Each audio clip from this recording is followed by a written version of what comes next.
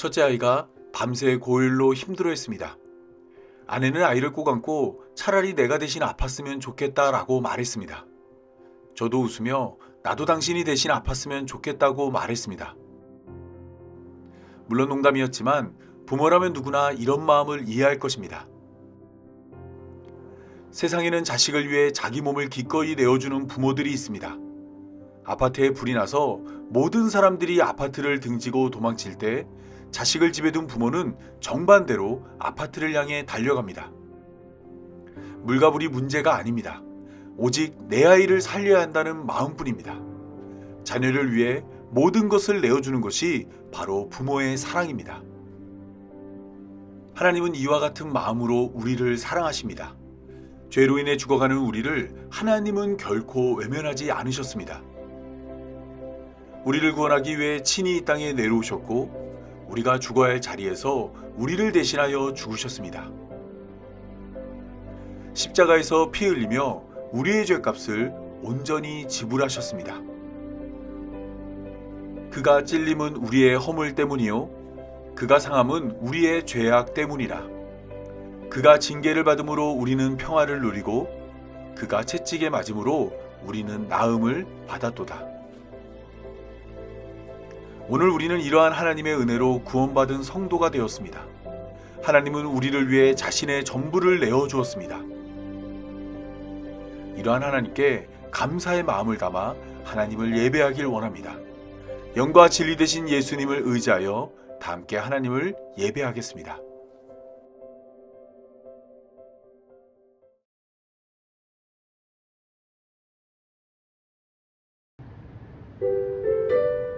우리 다 함께 변찮는 주님의 사랑, 우리 함께 찬양하도록 하겠습니다.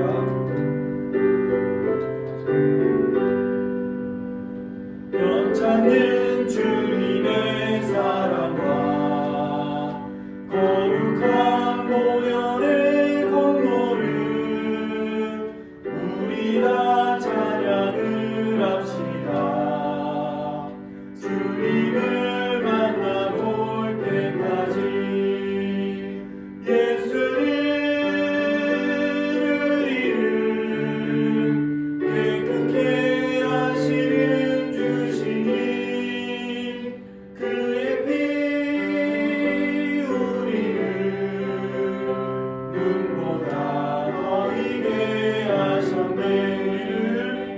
우리를 깨끗게 합니다. 무궁한 생명의 누리세 생명을 구원을 받은 자 하나님 찬양을 합시다. 주님의 거룩한 보혈을 날마다 입으로 간질내 담대히 싸우며 나가세. 천국에 올라갈 때까지 예수를 우리를 깨끗게 하시는 주시니 그의 피 우리를 눈보다 더 이게 하셨네. 십자가 단단히 붙잡고 날마다 이기며 나가세. 머리에 면류관 쓰고서 주 앞에 찬양할 때까지 예수를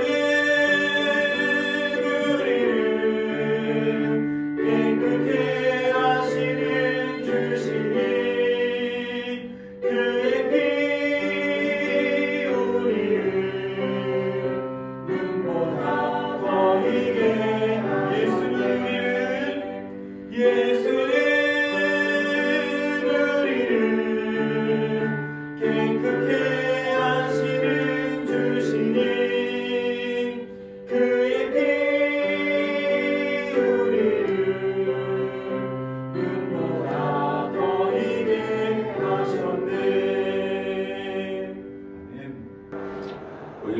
함께 교독문 1번 우리 함께 교독하도록 하겠습니다. 복 있는 사람은 악인들의 꾀를 따르지 아니하며 죄인들의 길에 서지 아니하며 오만한 자들의 자리에 앉지 아니하고 오직 여호와의 율법을 즐거워하여 그의 율법을 지하로 묵상하는도다. 그는 시냇가에 심은 나무가 철을 따라 열매를 맺으며 그 잎사귀가 마르지 아니함 같으니 그가 하는 모든 일이 다 형통하리로다. 악인들은 그렇지 아니하며 오직 바람에 나는 겨와 같도다. 그러므로 악인들은 심판을 견디지 못하며 죄인들이 의인들의 모임에 들지 못하리로다. 다 같이 읽겠습니다. 무릇 무릇 의인들의 길은 여호와께서 인정하시나 악인들의 길은 망하리로다. 아멘. 우리 찬송가 예수를 나의 구주 삼고 함께 찬양하도록 하겠습니다.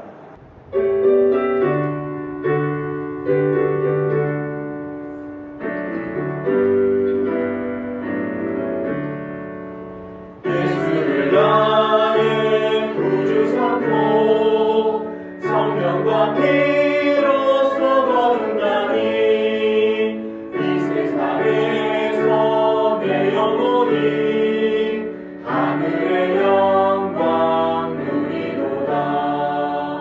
이것이 나의 간증이요 이것이 나의 찬송이세. 나 사는 동안 끊임없이 구주를 찬송하리로. 온전히 주께 맡긴 내 영 사랑의 음성을 듣는 중에 천사를 왕래하는 것과 하늘의 영광 보리로. 이것이 나의 간증이요 이것이 나의 찬송일세. 나 사는 동안 끊임없이 구주를 찬송하리로다.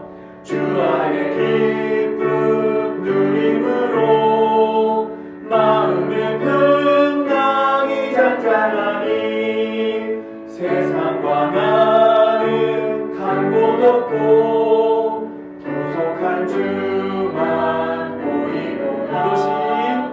이것이 나의 간증이요 이것이 나의 찬송일세. 나 사는 동안 끊임없이 구주를 찬송. 이것이 나의 간증이요 이것이 나의 간증이요 이것이 나의 찬송일세. 나 사는 동안 끊임없이 구주를 찬송하리로다. 아멘. 성경을 펴고 읽다 보면 얼마 지나지 않아 주인공인 하나님이 등장합니다. 네, 성경의 첫 문장에 나오시죠. 그리고 1장의 뒷부분엔 인간이 등장하고요. 이렇게 해서 성경의 두 주인공인 하나님과 인간이 모두 무대에 섰습니다. 그런데 성경에는 하나님과 인간 외에도 아주 다양한 조연이 등장하는 거 아세요? 정말요? 네, 바로 천사, 사탄, 귀신 등 히브리어로 엘로힘이라고 부르는 존재인데요. 성경 이야기 곳곳에서 볼 수 있죠. 아, 영적 존재들 말이군요. 솔직히 저는 그게 뭔지 잘 몰라요. 이상해 보이기도 하고요. 안타까운 건 많은 현대인이 이들의 개념에 대해 심각하게 오해하고 있다는 겁니다. 자, 그럼 성경 속 영적 존재에 대해 이야기해보죠. 그러기 위해선 먼저 고대의 성경 저자들이 어떤 세계관을 가졌는지 살펴볼 필요가 있어요. 창세기 1장과 2장에서 하나님은 혼돈의 물 가운데 질서를 부여해 하늘과 땅으로 나누십니다. 맞아요. 여기가 우리가 사는 지구고 저 높은 하늘은 하나님의 영역으로 여겼죠. 그러나 성경에서 이 두 공간은 분리되는 게 아니라 겹칩니다. 실제로 성경에서 에덴 동산은 산 위에 있는 동산으로서 하늘과 땅이 하나 되는 곳으로 묘사되죠. 멋진데요? 자, 그러면 이제 세상에 생명체가 필요하겠죠. 하나님은 먼저 해와 달과 별을 창조하시고 낮과 밤을 주관하게 하세요. 하늘에서 이글거리는 거대한 기체 덩어리 말이죠? 우리는 그렇게 생각하지만 성경 저자들은 여느 고대인처럼 별들을 밝게 빛나는 영광스러운 생명체로 여겼어요. 별을 생명체로 본다는 게 잘 이해가 안 돼요. 그럴 수 있어요. 하지만 성경 저자들은 별들이 우리의 현실과 병존하는 또 다른 영적 세계에 대해 알려준다고 믿었어요. 마치 하늘이 땅과 다른 것처럼 거긴 전혀 다른 현실로서 여러 종류의 빛나는 몸을 가진 영적 생명체로 가득하다고 말이죠. 즉, 이스라엘을 포함한 거의 모든 고대 문화에서 별을 신성한 생명체로 여겼다는 거군요. 하지만 성경 저자들은 이 존재들이 하나님이 아니라는 걸 분명히 했는데요. 이들은 하나님의 형상일 뿐 창조주의 영광과 높은 지위를 반영하며 그분의 뜻을 이루기 위해 존재한다는 거죠. 그러니까 별들이 상징하는 건 하나님의 천상의 참모진 같은 거네요. 맞아요. 다시 돌아가 볼게요. 하나님은 천상의 존재들을 임명하신 후 다른 종류의 피조물도 세우십니다. 인간이요? 네, 히브리어로는 아담인데요. 이게 흙을 뜻하는 히브리어와 비슷하게 들리는 건 그들이 흙으로 만들어졌기 때문이죠. 하늘에는 빛나는 통치자들, 땅에는 초라한 인간이라. 그런데 여기서 대반전이 일어납니다. 하나님은 비천한 인간에게 만물을 다스리라고 말씀하세요. 더러운 흙에서 왔지만 하나님의 동반자로서 그분의 영광에 참여하라고 초대하시죠. 하나님은 영적 존재들이 아니라 인간을 통해 세상을 다스리길 원하신 거군요. 맞아요. 바로 시편 8편이 창조의 이야기를 이렇게 노래했죠. 시인은 별들을 바라보며 말합니다. 사람이 무엇이기에 주께서 이렇게 생각하여 주십니까? 주께서 사람을 하늘에 있는 존재보다 조금 못하게 하시고 영광과 존귀의 관을 씌우셨습니다. 하나님의 사랑과 능력으로 세상을 다스리는 것이야말로 인간의 숭고한 소명인 것이죠. 놀랍네요. 하지만 모두 달가운 건 아닙니다. 인간이 다스리는 걸 원치 않는 영적 존재도 있었는데요. 뱀은 인간을 꾀어 스스로 하나님같이 될 수 있다고 착각하게 만듭니다. 인간은 속아서 그걸 선택하죠. 그래서 결국 에덴 동산에서 쫓겨나 땅을 떠돌다 흙으로 돌아가게 됩니다. 이 뱀이 문제군요. 네, 계속 읽다 보면 그가 에덴 밖까지 인간을 쫓는 영적 반란의 일부라는 사실을 알게 되죠. 이제 상황은 더 나빠집니다. 여전히 지배욕을 버리지 못한 인간은 새로운 일을 꾸미는데요. 성경은 그걸 바벨론이라고 부릅니다. 에덴에 대항하는 이곳은 인간과 영적 반역자들이 결탁해 자신을 높이고 과거의 영광을 되찾으려는 곳이죠. 이걸 염두에 둔다면 이제 성경 이야기의 모든 등장인물을 제대로 이해할 수 있을 거예요. 하나님, 인간, 그리고 영적 존재들 말이죠. 그럼 앞으로 배울 내용을 소개할게요. 먼저 천상회의라고 불리는 하나님의 참모진에 대해 더 알아본 다음 영적 세계에서 핵심 역할을 하는 천사와 그룹에 대해 배울게요. 이어서 주님의 천사라고 불리는 한 특별한 천사에 대해 알아보고 성경에 등장하는 영적 반역자들인 사탄과 귀신도 살펴볼게요. 그리고 끝으로 이 모든 이야기가 어떻게 예수님으로 귀결되는지 봅니다. 악을 이기고 하늘과 땅을 다시 하나 되게 해 하나님과 동행하는 새로운 인류를 세우시는 분 말이죠. 우리 다 함께 하나님 말씀 보도록 하겠습니다. 우리 다 같이 보실 하나님 말씀은 요한일서 2장 7절에서 8절입니다. 우리 같이 함께 읽도록 하겠습니다. 사랑하는 자들아, 내가 새 계명을 너희에게 쓰는 것이 아니라 너희가 처음부터 가진 옛 계명이니 옛 계명은 너희가 들은 바 말씀이거니와 다시 내가 너희에게 새 계명을 쓰노니 그에게와 너희에게도 참된 것이라. 이는 어둠이 지나가고 창빛이 벌써 비침이니라. 오늘은 성도의 탄생 5번째 시간입니다. 우리는 믿음에 대한 이야기를 시작으로 믿음을 얻기 위해서는 성경을 보아야 한다는 것을 나누었습니다. 그리고 성경이 어떤 내용인지 살펴보았고 성경을 가득 채운 옛 언약과 새 언약도 살펴보았습니다. 오늘은 여기서 한 걸음 더 나아가서 옛 언약과 새 언약으로 우리들을 인도하는 옛 계명과 새 계명에 대한 내용을 함께 살펴보도록 하겠습니다. 성경에는 옛 계명도 있고 새 계명도 있습니다. 옛 계명은 율법에 담겨 있는 여러 가지 계명들입니다. 그리고 새 계명은 서로 사랑하라는 예수님의 명령입니다. 두 계명은 다른 계명입니다. 옛 계명은 모세를 통해 주어졌고 새 계명은 예수님을 통해 주어졌습니다. 고린도후서 3장 6절에 의하면 율법은 죽이는 것이고 그리고 새 계명은 살리는 계명입니다. 그런데 요한일서 2장 7절 오늘 본문에 의하면 새 계명이 처음부터 가진 옛 계명이라 말하고 있습니다. 내용도 다르고 허락한 자도 다르며 역할도 다른데 두 계명이 같다고 말하고 있는 것입니다. 어떻게 옛 계명과 새 계명이 같을 수 있을까요? 오늘 그 내용을 살펴보기 위해 먼저 새 계명에 대해서 알아보도록 하겠습니다. 요한복음은 크게 두 개로 나눌 수 있습니다. 1장부터 12장까지는 예수님의 7가지 표적이 소개됩니다. 그리고 13장부터는 예수님이 십자가로 걸어가는 모습을 소개하고 있습니다. 이때 예수님은 13장 1절을 통해 자기가 아버지께로 돌아갈 때가 이른 줄 아시고 세상에 있는 자기 사람들을 사랑하시되 끝까지 사랑한다고 말했습니다. 그리고 이러한 사랑을 담아서 제자들에게 새 계명을 알려주십니다. 요한복음 13장 34절입니다. 새 계명을 너희에게 주노니 서로 사랑하라. 내가 너희를 사랑한 것 같이 너희도 서로 사랑하라. 이러한 예수님의 말씀은 15장 12절에서 14절을 통해 보다 구체화되어 나타납니다.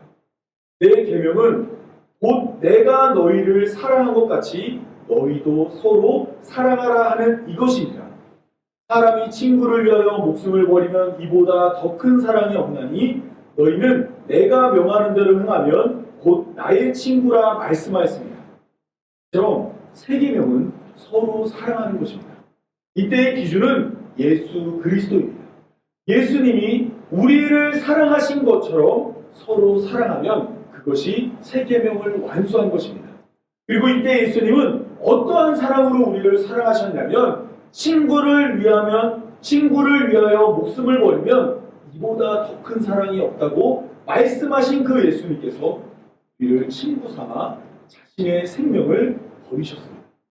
때문에 예수님이 우리에게 보여주신 사랑은 세상에서 가장 큰 사랑이고 바로 그러한 사랑으로 서로 사랑하라 명령한 것이 바로 새 계명입니다. 새 계명이 어떤 거라고요? 서로 사랑하는 겁니다. 그렇다면 옛 계명은 무엇일까요? 옛 계명은 모세를 통해 주어진 계명입니다.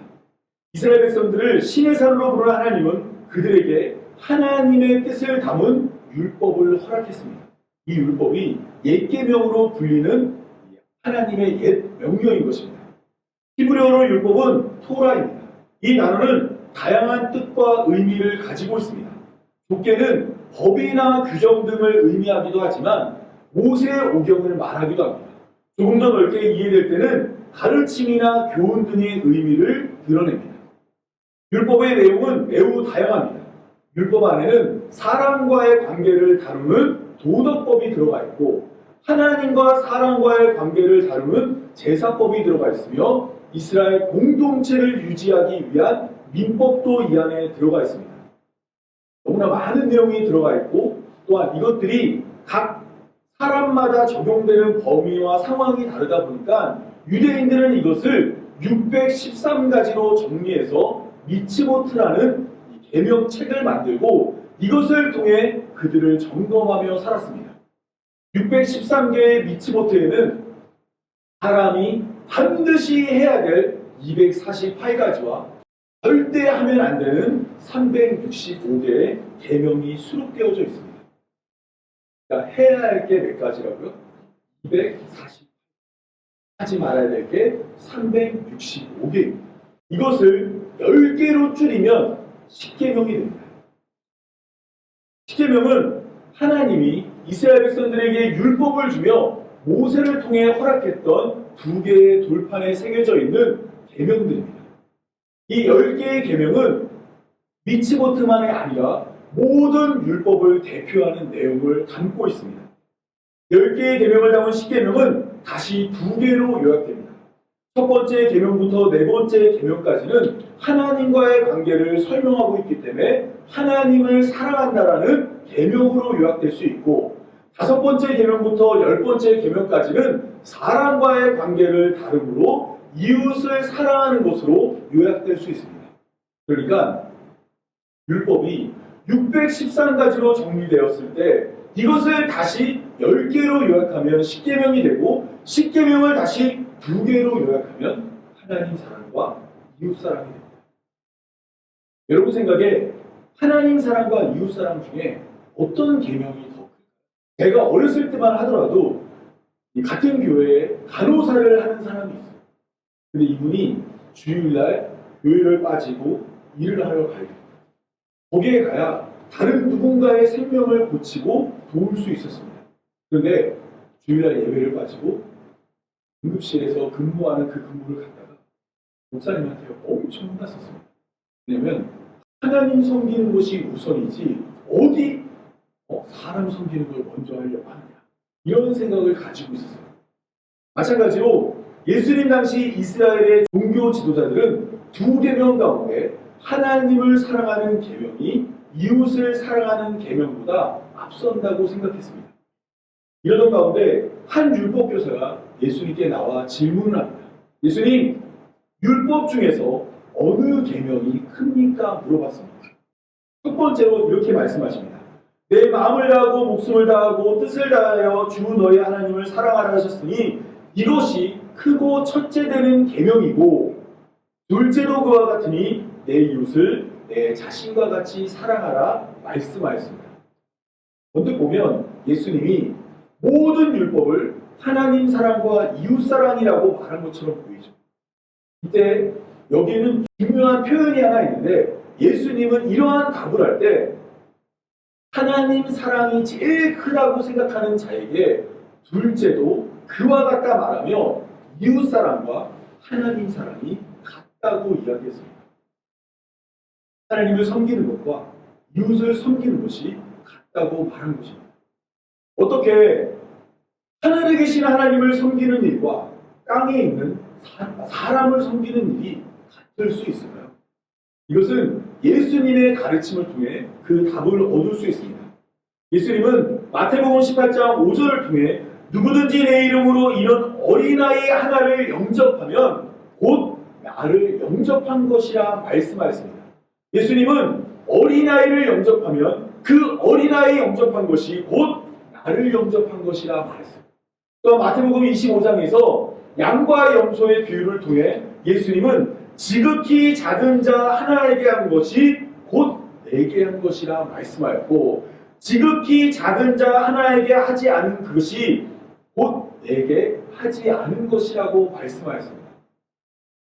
이것은 어떤 말이냐면, 하나님을 사랑하고 예수님을 섬기는 것은 이웃을 사랑하는 것을 통해 나타납니다.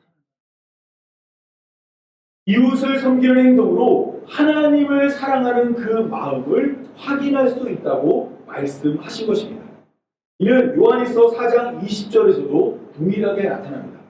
누구든지 하나님을 사랑하라고 하고 그 형제를 미워하면 이는 거짓말하는 자니, 보는 바 그 형제를 사랑하지 아니하는 자는 보지 못하는 바 하나님을 사랑할 수 없느니라. 우리가 이 계명을 주께 받았으니 하나님을 사랑하는 자는 또한 그 형제를 사랑할지니라. 어떤 말씀이냐면, 하나님을 사랑하는 그 마음은 이웃을 사랑하는 행동으로 나타납니다. 하나님은 그것을 보시고 그 사람에게 한 그 행동이 나에게 한 행동으로 여겨주고 받아주고 그 마음을 확인한다 말하고 있는 것입니다. 이처럼 하나님을 사랑하는 마음은 이웃을 사랑하는 행동을 통해 나타납니다. 때문에 로마서 13장 8절에서 10절은 남을 사랑하는 자는 율법을 다 이루었다고 말합니다. 그리고 간음하지 말라, 살인하지 말라, 도둑질하지 말라, 탐내지 말라 한 것과 그 외에 다른 계명이 있을지라도 내 이웃을 내 자신과 같이 사랑하라는 그 계명 가운데 다 들어있다고 이야기했습니다. 결국 사랑은 이웃에게 악을 행하지 아니하나니 사랑은 율법의 완성입니다. 즉, 옛 언약을 통해 주어졌던 율법을 완벽하게 지키는 방법은 내 이웃을 내 몸처럼 사랑하는 겁니다. 따라서 하나님 사랑과 이웃 사랑을 하나로 요약하면 하나님 사랑일까요? 이웃 사랑일까요? 이웃 사랑이 되는 겁니다. 이는 예수님이 말씀하셨던 새 계명과 똑같습니다. 예수님은 내 이웃을 내 몸처럼 사랑하라고 이야기하셨고 서로 사랑하라고 새 계명을 주었습니다. 그리고 율법도 결국에는 계속해서 줄이고 압축해서 그 정신과 그 핵심을 살펴봤더니 결국에는 내 이웃을 내 몸처럼 사랑하라는 그 계명 안에 다 들어있었던 것입니다. 따라서 새 계명과 옛 계명은 다르지 않습니다. 새 계명과 옛 계명은 같았던 것입니다. 이처럼 새 계명은 옛 계명과 다르지 않습니다. 그런데 요한일서 2장 5절은 여기서 한 걸음 더 나아가 새 계명을 처음부터 우리가 가진 계명이라 말합니다. 처음부터 우리가 새 계명을 가지고 있었대요. 그러면 사람 중에 첫 번째 사람이 누구죠? 자, 아담의 이야기를 살펴봐야 합니다. 하나님은 아담을 잠들게 하고 그의 갈빗대 하나를 취해 그에게 하와를 허락했습니다. 이때 아담을 향해서 하와를 데리고 오며 하나님은 이렇게 말씀하십니다. 이러므로 남자가 부모를 떠나 그의 아내와 합하여 둘이 한 몸을 이룰지니라. 내가 아닌 다른 존재를 내 몸처럼 여기라고. 이게 우리가 지금 살펴보고 있는 새 계명, 옛 계명과 동일한 말씀입니다. 하나님은 아담을 처음 만들자마자 아담에게 무엇을 요구했냐면 너의 이웃을, 너 아닌 존재를 내 몸처럼 여기며 살라고 이야기한 것입니다. 따라서 하나님의 뜻은 명확합니다. 하나님은 처음부터 사람이란 존재가 자신의 이웃을 자기 몸처럼 사랑하며 살아가길 원하셨습니다. 이것을 아담에게도 명령했고 옛 계명을 통해 명령했고 이 땅에 오신 예수님을 통해서도 동일하게 너희는 내 이웃을 내 몸처럼 사랑하라 말씀하신 것입니다. 그렇다면 왜 하나님은 모세를 통해 율법을 준 것일까요? 처음부터 그냥 새 계명을 줘서 야, 니네 다른 거 상관하지 말고 새 계명을 내가 너희에게 줄 테니까 서로 사랑하며 살라 이렇게 얘기하지 않았을까요? 그것은 바로 사람의 한계 때문입니다. 하나님은 사람이라는 존재가 서로 사랑하며 살아가길 원하십니다. 하지만 아담을 시작으로 이 땅의 모든 사람은 자신의 이웃을 자기 몸처럼 여기지 않았습니다. 상대의 허물을 용서하지 않고 분이 풀릴 때까지 괴롭혔습니다. 성경에 나오는 라멕이라는 사람은 자신의 상처로 말미암아 사람을 죽였고 자신의 상함으로 말미암아 소년을 죽였다고 자랑합니다. 예를 하나 들면 한 대를 맞으면 몇 대를 때려야 분이 풀린다고요? 한 대 이상. 최소 10대는 때려야 우리는 마음의 분이 풀립니다. 때문에 하나님은 이러한 삶을 멈추기 위해 그들에게 율법을 주었습니다. 한 대를 맞으면 10대를 때리고 싶은 사람에게 한 대를 맞았으면 그래 원래는 서로 때리지 않아. 내가 그것을 용서하고 덮는 것이 맞지만 그게 힘들면 딱 한 대만 때리는 거야. 너가 손해를 봤으면 원래는 몇 배로 더 받고 싶겠지만 그렇게 하지 말고 네가 손해 입은 정도만 피해를 보상받으라고 하여 율법이라는 것을 그들에게 허락했습니다. 따라서 이 율법은 어떠한 것이냐면 서로 사랑의 마지노선입니다. 이거 반드시 기억하셔야 됩니다. 율법은 서로 사랑의 마지막 끝선에 있는 마지노선. 제일 쉬운 것을 하나님이 율법으로 이스라엘 백성들에게 허락한 것입니다. 원래 하나님이 원하는 것은 그들이 서로 사랑하며 한 몸 되어 살아가는 것이지만 그것이 힘들다면 최소한 이 정도는 해야 한다며 가장 쉬운 것으로 허락한 것이 율법입니다. 하지만 이스라엘 백성들은 서로 사랑의 마지노선이자 서로 사랑 가운데 가장 지키기 쉬운 명령들을 지키지 못했습니다.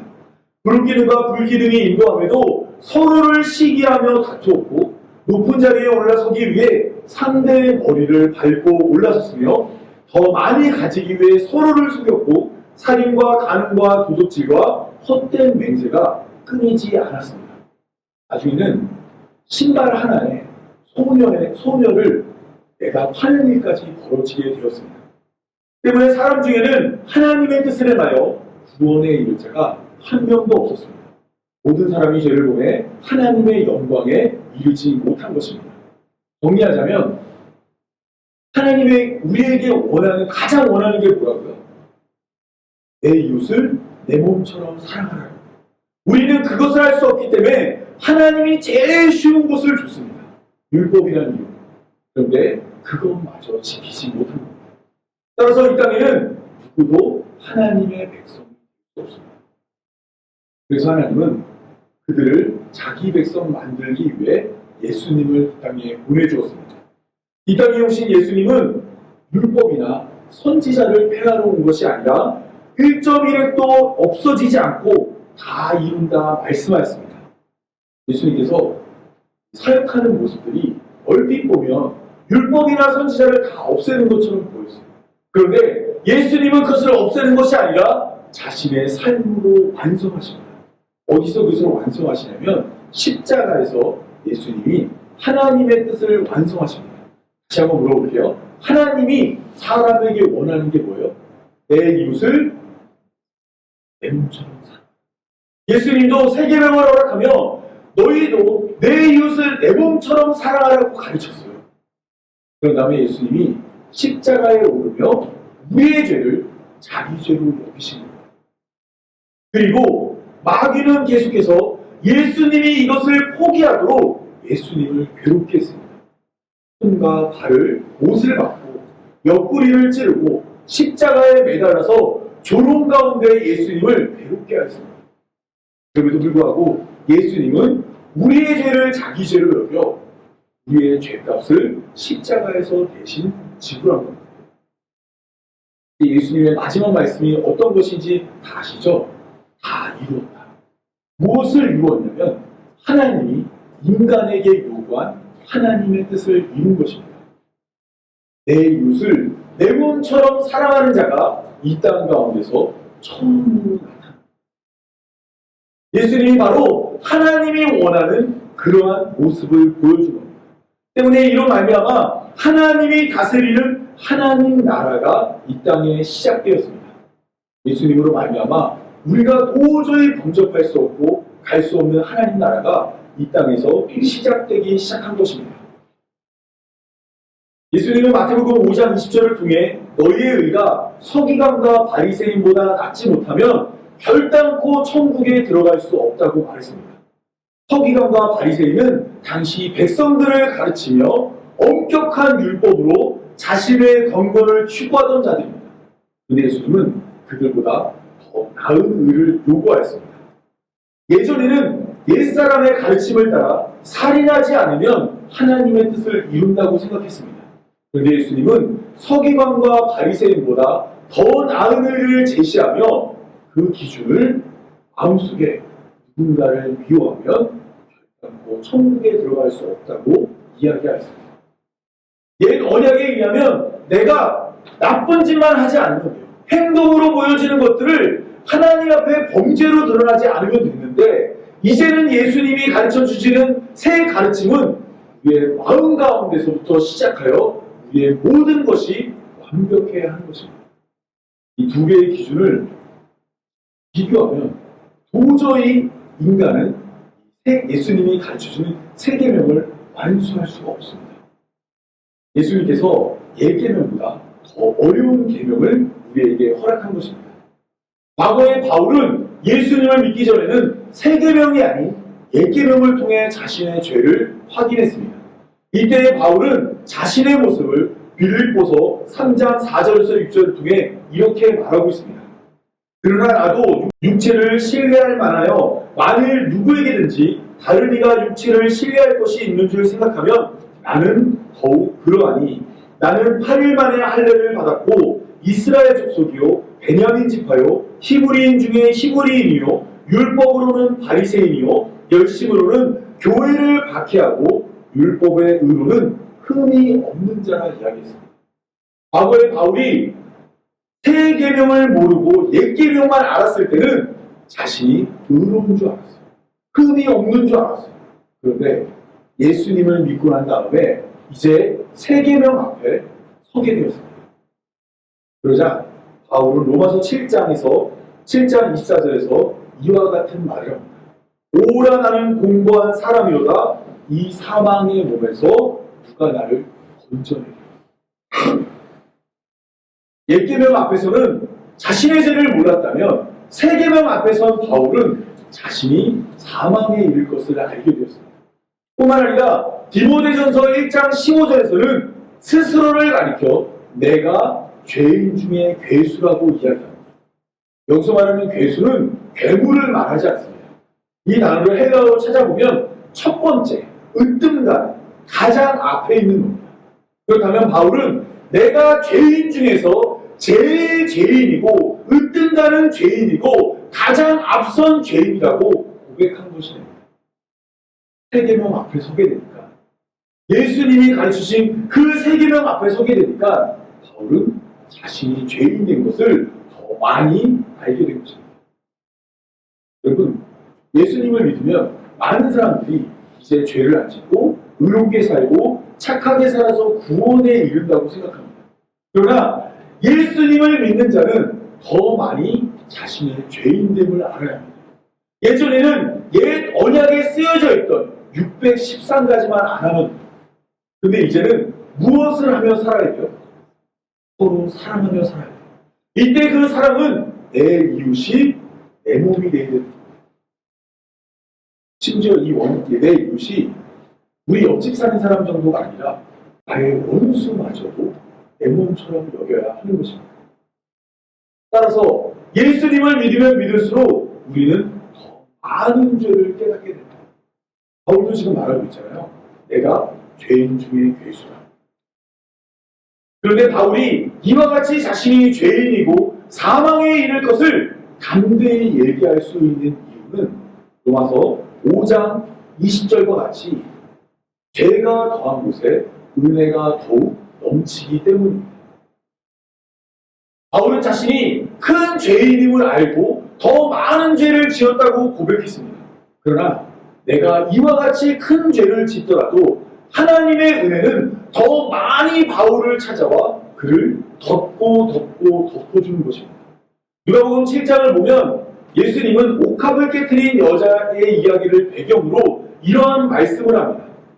갚을 것이 없으므로 둘 다 탕감하여 주었으니 둘 중 누가 더 사랑하겠느냐.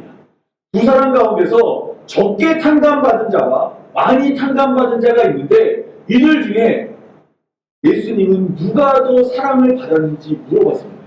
이때 제자의 대답은 내 생각에는 많이 탕감받은 자입니다. 예수님은 이 이야기를 배경으로 누가복음 7장 47절에서 이렇게 이야기합니다. 이러므로 내가 내게 말하노니 그의 많은 죄가 사하여졌도다. 이는 그의 사랑함이 많음이라. 사하심을 받은 일이 적은 자는 적게 사랑하느니라. 그렇다면 많이 용서받은 자는 뭐예요? 많이 사랑받는 거예요. 하나님께서 우리를 많이 사랑하는 것을 알기 위해서는 우리가 많이 죄인인 것을 알아야 하는 것입니다. 따라서 우리는 예수님이 허락하신 새 계명으로 우리의 죄를 깨닫는 자가 되어야 합니다. 새 계명의 높은 기준 앞에 우리의 이기적이며 어리석으며 부족한 모습을 낱낱이 폭로당해야 하는 겁니다. 예전에는 십계명이나 율법을 펴놓고 거기에서 우리의 죄를 깨달았다면 이제 우리는 누구를 기준으로 우리의 죄를 깨달아야 할까요? 예수님이 이제 우리의 기준이 되어 주었습니다. 그리고 우리는 예수님보다 모자른 우리의 모습이 나타나면 거기서 우리의 죄인됨을 깨달아야 하는 것입니다. 여러분, 이때 우리의 죄가 얼마큼 드러날까요? 어마어마하게 드러납니다.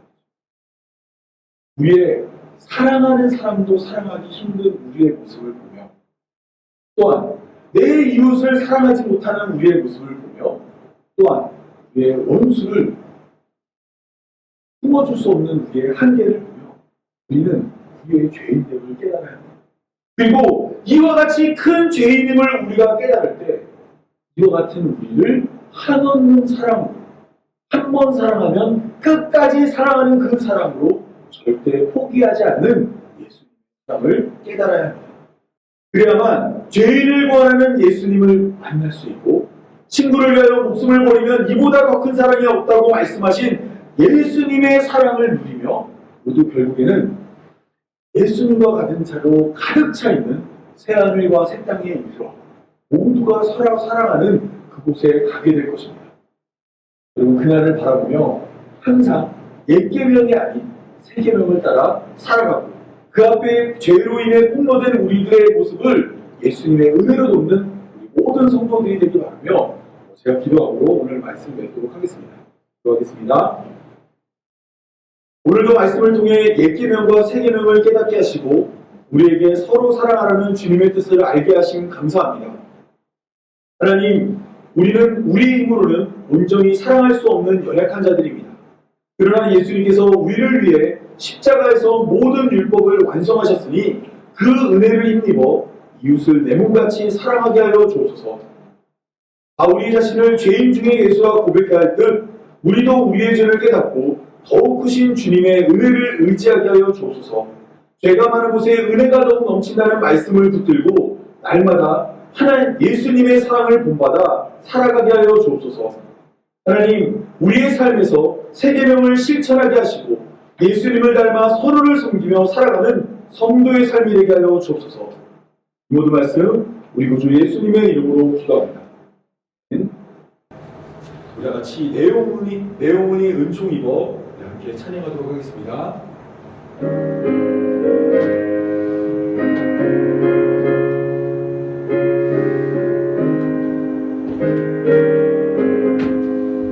내 영혼이 은총 입어 중한 죄짐 얻고 보니 슬픔 많은 이 세상도 천국으로 가보다. 할렐루야 찬양하세. 내 모든 죄 사함받고 주 예수와 동행하니 그 어린아 하늘나라 주의 얼굴 뵙기 전에 멀리 뵈던 하늘나라 내 맘속에 이루어지니 날로 가깝도다. 할렐루야 할렐루야 찬양하세. 내 모든 죄 사함받고 주 예수와 동행하니 그 어린아 하늘 높은 산이 거친 그이 조아리나 궁궐이 내 주 예수 모신 곳이 주 예수 모신 곳이 그 어디나 하늘나라 할렐루야 찬양하세. 내 모든 죄 사함받고 주 예수와 동행하니 그 어디나 하늘나라. 제가 축도함으로 우리 예배 마치겠습니다. 이제는 우리를 위해 십자가를 지신 우리 구주 예수 그리스도의 은혜와 우리를 끝까지 사랑하시는 하나님 아버지의 크신 사랑과 서로 사랑하며 살아가도록 이끄시는 성령의 인도하심이 주님의 계명을 따라 사랑하며 살기를 소망하는 모든 성도들 위해 지금부터 영원까지 함께하기를 간절히 축원하옵나이다.